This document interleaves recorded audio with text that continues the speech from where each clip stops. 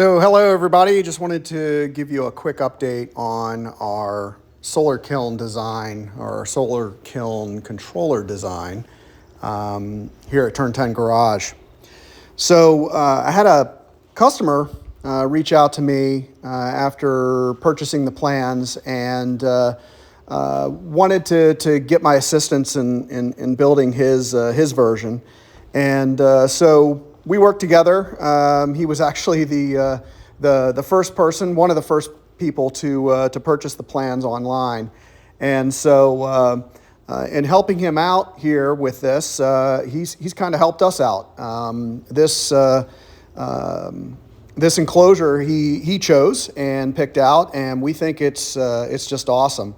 So why don't we kind of dive in and give you a quick overview of this Solar Kiln Controller. And this enclosure that we're showing here is quite awesome, actually, and it was came from Amazon, and it's pretty watertight, water resistant, right, which is great. I think if you've seen the original prototype, we 3D printed a case, and obviously that wasn't really waterproof, and we ended up enclosing the whole control center on the solar kiln. But this is quite the unit. Very impressed with it, and let's take a quick tour of it, and I'll open it up here. So on the top, what we've got is basically an LCD, and that will be your main display. This is a CNC'd out the top here to kind of get it to specs for that LCD. And then as we open it up into the meat and potatoes of this unit, we've got all of the solid state relays. So these solid state relays are controlled by the Arduino board. And in this particular Arduino board, it is kind of breakout. Used a breakout board here to kind of get things organized as far as the wires go and how things are wired. I think that's worked out really well. The thing I just love about this case is the backer that stands off and then allows you to do some really nice wire management of all of the wires and connect all your components. But back to the solid state relays, you've got 3 of those, and those are to operate the 3 fans that are currently in the solar kiln. So you've got a left and a right and a center. So left, right, center, and right. And each of those are controlled by the Arduino board based on the amount of sunlight that is hitting the sunlight sensor, or the light sensor, and I'll show you that in a minute. And so kind of the logic behind this is, hey, if the sun kind of goes behind the clouds a bit, it's still bright outside, you still got heat, then it's going to operate off of the center fan only. If the sun goes away and it's just not enough light to power the batteries and power the solar panels, then it's going to shut everything off. And when that sun is kind of coming out from behind the cloud, but it's still not full sun, it actually turns off the center and runs the 2 left and rights. And then once the sun's out there full blast, all 3 of those are operating. There is an interrupt sensor, a rain sensor that, just in case it is bright and sunny outside and it starts raining. Obviously, you don't want to be blowing all of that or sucking all of that moist air into your kiln.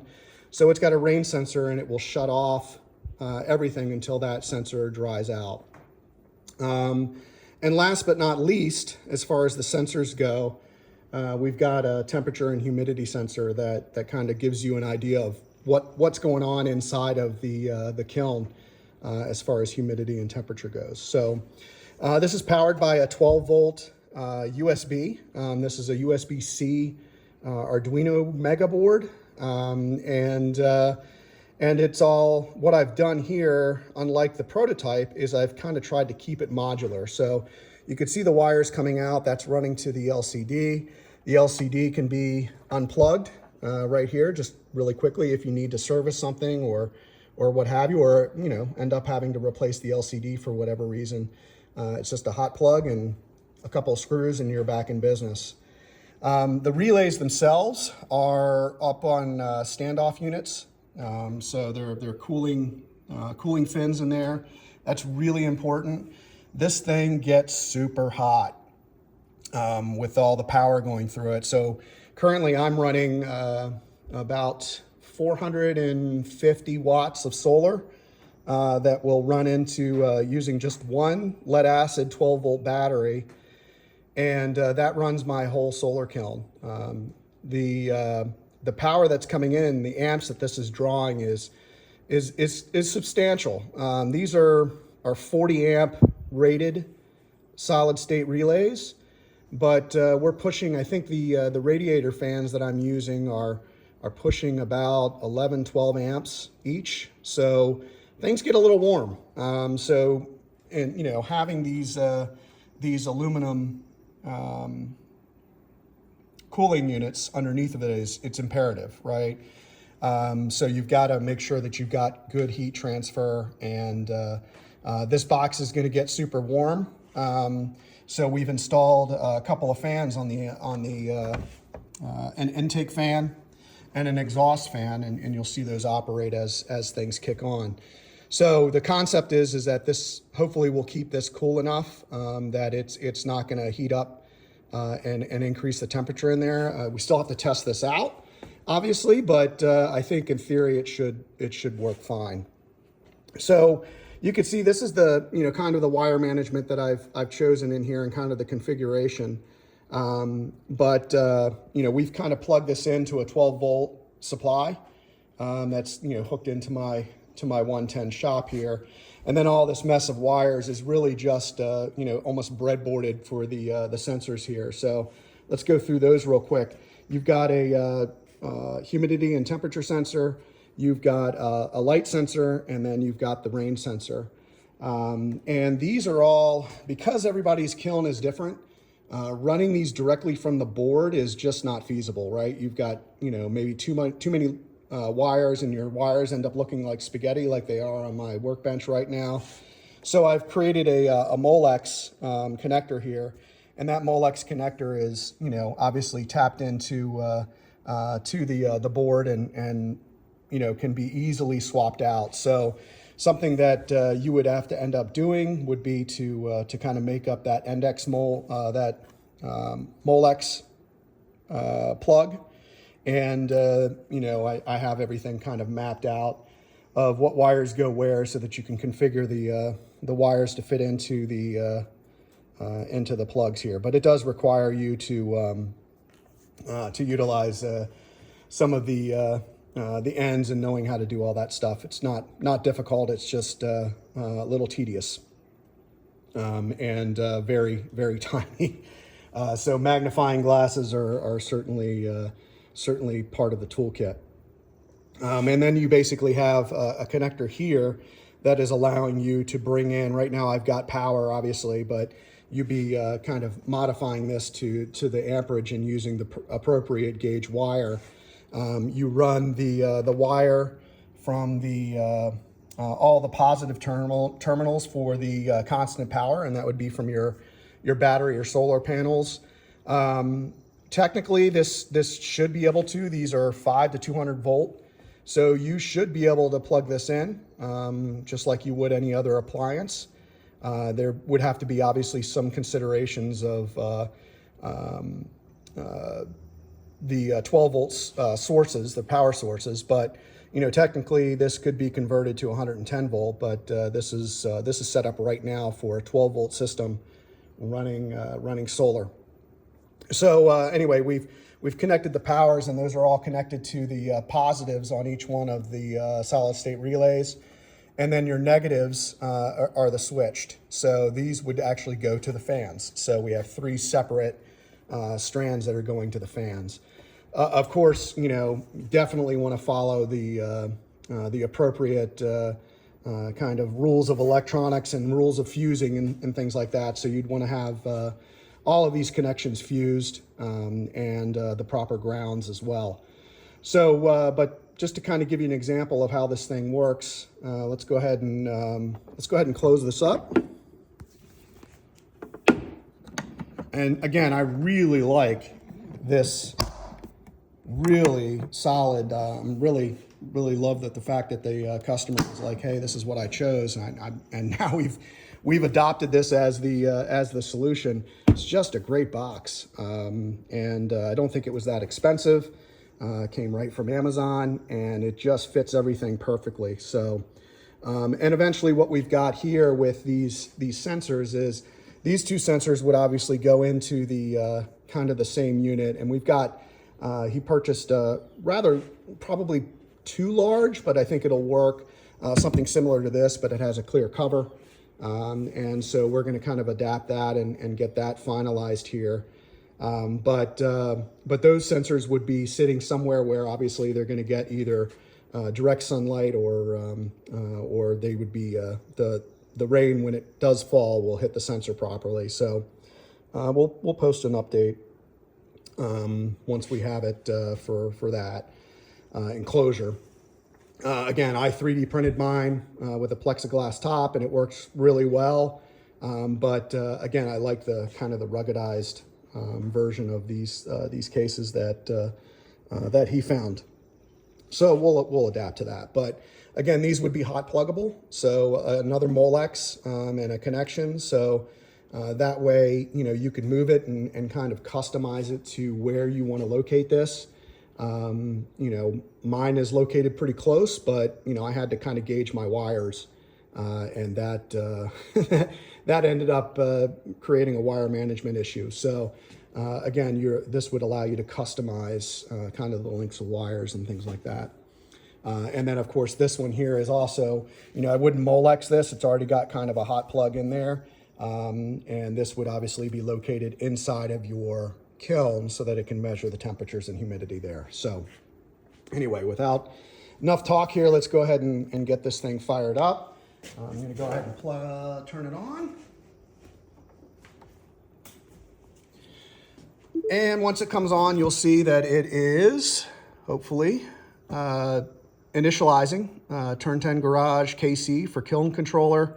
And you can see it's already registered the temperature in here of 79.16 Fahrenheit and 39% humidity. So it takes a little while to initialize and get all the sensors to start working.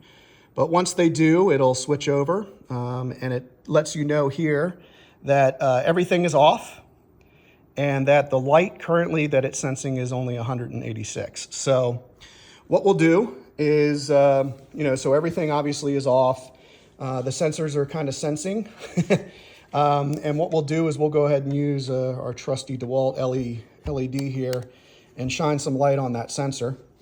And it takes a lot. The sensor is set to a very low setting because the sunlight is quite intense, more intense than the LED.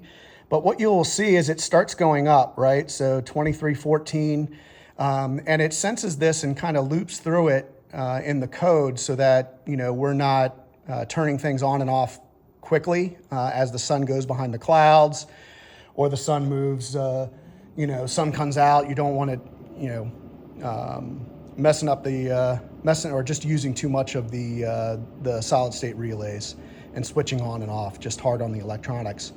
So as you can see, it's hit the limit now to where it's all on. It's at 32,477, and you can kind of hear the fans kicked on. So there is your intake fan, and there is your exhaust fan. So if we want to quickly open this up and kind of see what's going on inside, you'll see that the lights are all on each one of the solid state relays, indicating that all the fans are on. So let me see if I can kind of balance this out a little bit and give you an example of what happens when things like the sun goes behind the clouds. So I'm pulling the light back a little bit. It's not instant. We don't want it to be instant, right? We want it to average out. So we should start seeing that 37,000 start decreasing here in a few minutes. There it goes. So we've come down to 29, and I'll have to kind of judge how much light it really needs here. So we'll kind of give it a moment. Technically what will happen is I think, but once it drops below 16,000, it will kick off the center fan and just run the left and the right.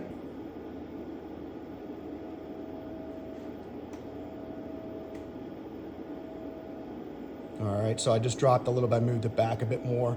So now only the center is on, but the fans are still going. And that's important, obviously, because we've got heat that's been built up. So the fans will shut off when the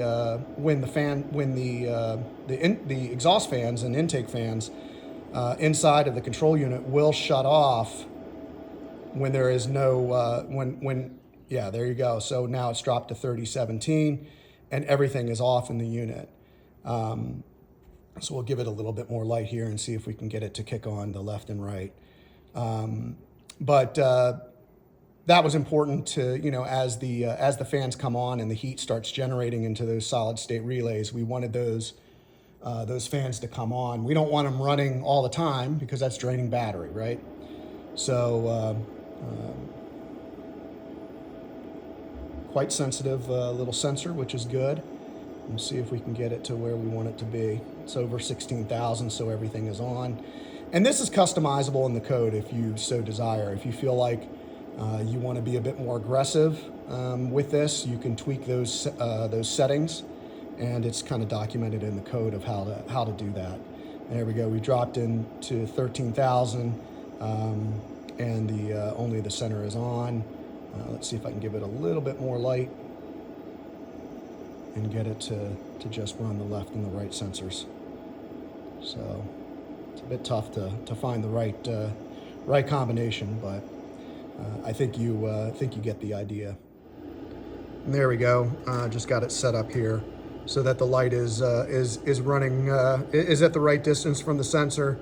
A little challenging, but as you can see, we've got the left and the right are now on at just below 16,000, so 15,416.